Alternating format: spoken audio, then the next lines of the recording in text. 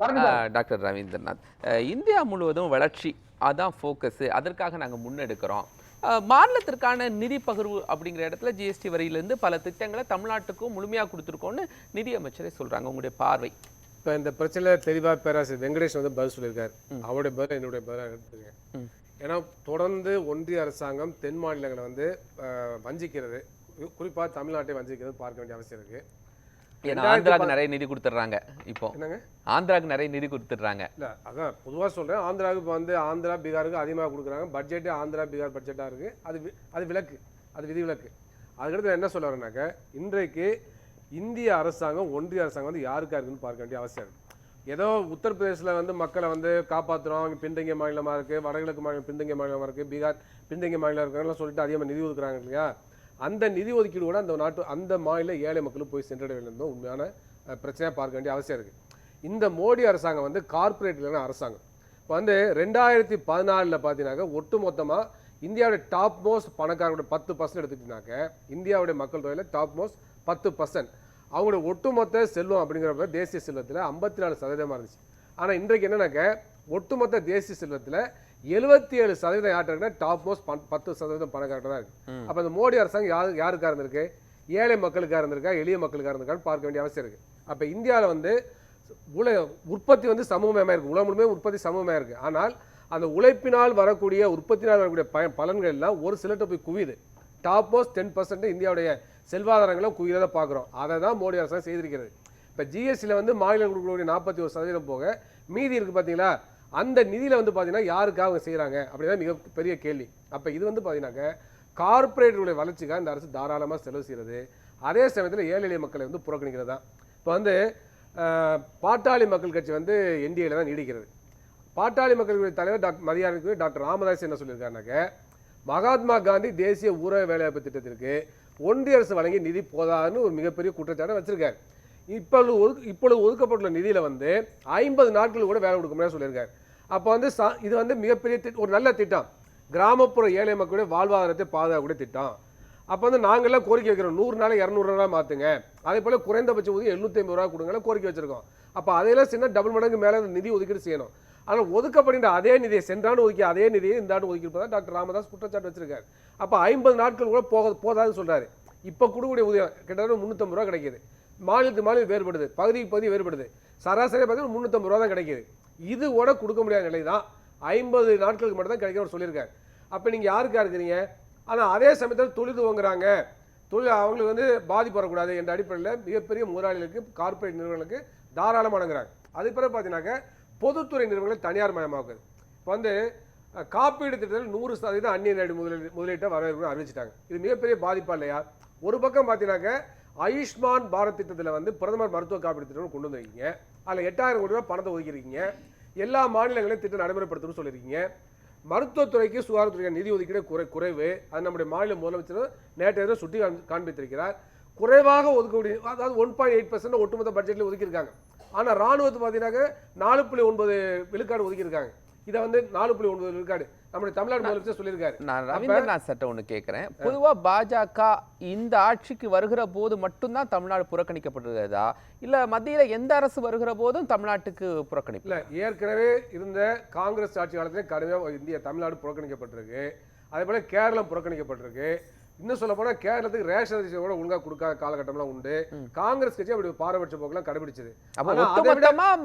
மத்திய அரசு எதா இருந்தாலும் அதைதான் எதிர்த்து போராடி இருக்கோம்ல, அதை எதிர்த்து திமுக குரல் கொடுத்திருக்குல்ல, கலைஞரும் குரல் கொடுத்திருக்காரு இல்லையா.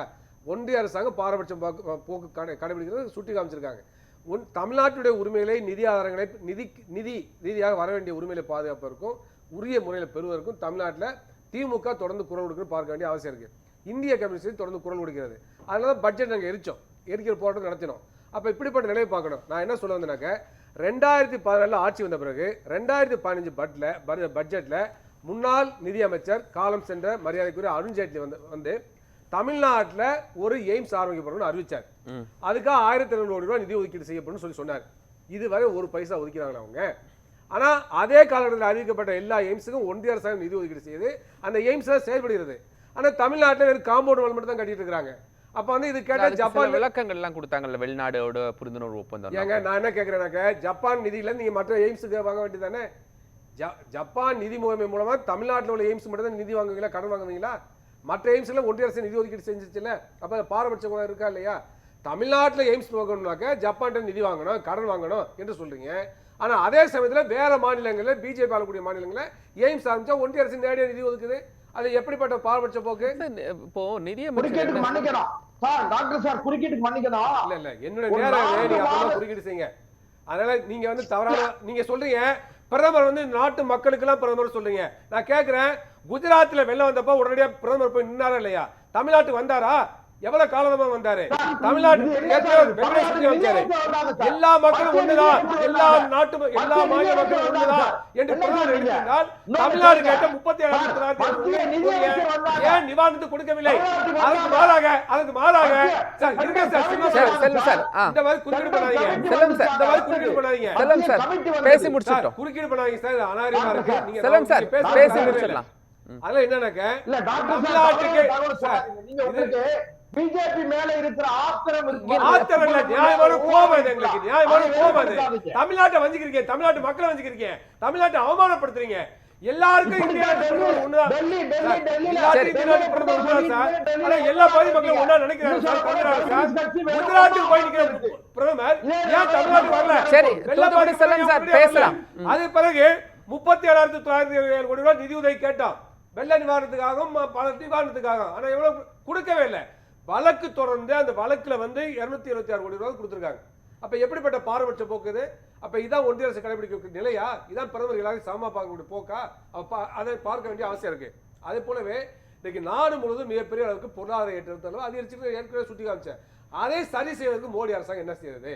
கிராமப்புற வறுமை போக்குவது என்ன சரி செய்தது? இதெல்லாம் மிகப்பெரிய கேள்விக்குறி.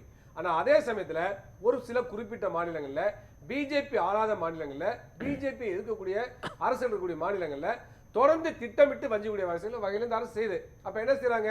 தேர்தல் நேரத்துல வந்து அறிவிக்கிறாங்க, பிரதமர் வந்து தமிழ்நாட்டை அறிவிக்கிறாங்க, இவ்வளவு 10,000 கோடி ரூபாய் ஒதுக்குறோம், இந்த திட்டங்களை கொண்டு வரணும். எது இந்த திட்டத்தையும் செய்யறாங்களா?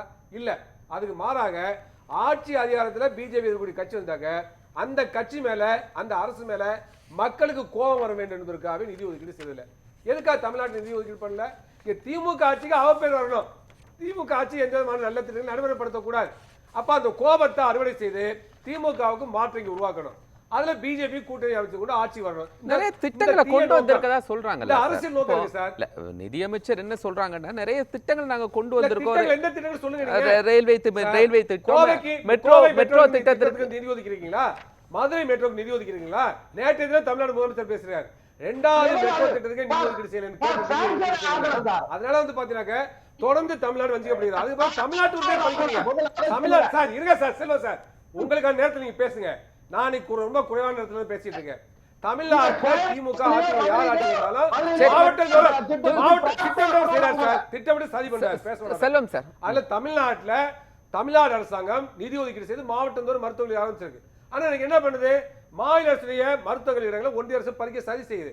உச்ச நீதிமன்றம் தீர்ப்பு சொல்லியிருக்கு, முதுநிலை மருத்துவ படிப்பு இல்ல தமிழ்நாடு கோட்டாவில் தமிழ்நாட்டுக்கு இடஒதுக்கீடு வைத்துக் கொள்ள கூட தீர்ப்பு சொல்லியிருக்கு. இதுவரை பிரதமர் வாய் திறந்து பேசியிருக்காரா? மத்திய மக்கள் நலத்துறை வாய் திறந்து பேசியிருக்காரு, அனுமதிக்க முடியாது சொல்லியிருக்காங்களா? அப்ப எப்படிப்பட்ட மோசடித்தனமான போக்குது? அதே போல புதிய திட்டத்தை அறிவிச்சிருக்காங்க. என்னன்னாக்க மாவட்ட மருத்துவமனையில் புற்றுநோய்க்காக தனி மையங்கள் உருவாக்கப்படும் அறிவிச்சிருக்காங்க. ஆனா என்ன சொல்றது நிதி ஆயோக்? மாவட்ட மருத்துவமனையில கட்டப்பட்ட இடங்கள்ல ஒரு பகுதியை தனியாருக்கு வழங்க வேண்டும். அந்த தனியார் வந்து கேன்சர் மையங்களை ஆரம்பிப்பாங்க. அப்ப மாவட்ட மருத்துவமனை தனியார் தமிழ்நாடு அரசு நிதி ஒதுக்கீடு செய்து துவங்குகிறது. ஆனா அதை வந்து தனியார் நிறுவனம் கொடுக்கணும்னு சொன்னாங்க, அது ஏழை மக்களை பாதிக்கணுமா இல்லையா? அப்ப மக்கள் நல்வாழ்வுத்துறை கூட நம்மை வஞ்சிக்கிறது, மருத்துவக் கல்வியில் வஞ்சிக்கிறது, நிதி ஒதுக்கீட்டில் வஞ்சிக்கிறது. அதனால தமிழ்நாடு முதலமைச்சர் நிதி மட்டுமல்ல நீதியும் கிடைக்கலன்னு சொல்லியிருக்காரு. அப்ப சமூக நீதி எதிராக, மாநில உரிமைக்கு எதிராக செயல்படுகிறது. அதுக்கடுத்து இன்னொரு அரசியல் காட்டுறது என்னன்னாக்க, மாநிலம் மொழிவாரி மாநிலம் என்பதுல பிஜேபிக்கு, ஆர்எஸ்எஸ்க்கு, சங் பரிவார் அமைப்புக்கு அவங்க எதிராக இருக்கிறாங்க. அதுல நம்பிக்கை இல்லை அவர்கள். எனவே என்னன்னாக்க மாநில உரிமையை படிப்படியாக பறித்து ஒரே தேசம் என்று கொண்டு வந்து பார்க்கிறாங்க. அப்ப அதனாலதான் நிதி ஆதாரங்களை ஒன்றிய அரசு முழுமையாக மையப்படுத்துகிறது, மாநில உரிமையை பறிக்கிறது என்பதை பார்க்க வேண்டிய அவசியம் இருக்கு. அதனாலதான் ஆளுநருக்கு அதிகமான அதிகாரத்தை கொடுக்குறாங்க. யூஜிசியில புதிய விதிமுறைகளை கொண்டு வராங்க. துணைவேந்தர் நியமிக்கிறதுல கூட மாநில உரிமையை தடுக்கிறாங்க, மாநில உரிமையை பறிக்கிறாங்க. எனவே ஒட்டுமொத்தமாக பிரச்சனை பார்க்க வேண்டும். நிதி ஆதாரங்களை பறிக்கிறாங்க, ஒழுங்காக நிதி ஒதுக்கீடு செய்யவில்லை, மாநிலங்களுக்கு நிதியை வந்து தேவையான அளவுக்கு ஒதுக்கவில்லை சொன்னால் அதற்கெல்லாம் மிக முக்கியமான காரணம் அவருடைய அஜெண்டா ஒரே தேசத்தை உருவாக்கணும், மாநிலங்களை ஒழித்து. அதான் இந்த பார்ஷியாலிட்டிங்கிறீங்க. சரி சார், பார்ஷியாலிட்டி மட்டும் இல்ல, அரசியல் இருக்கு, இந்துத்துவ அரசியல் இருக்கு, அவருடைய நோக்கம் இருக்கு, அரசியல் நோக்கம் இருக்கு. ஒரு பிரேக் செல்லம் சார், பேசுவோம் பிரேக் வந்துடலாம். இந்துத்துவ அரசியல நாங்க எதுக்குறோம், இந்து மதத்தை எதுக்கல. நீங்க ஒரு பிரேக், முழங்காலுக்கு மொட்டை இது தொடர்பாக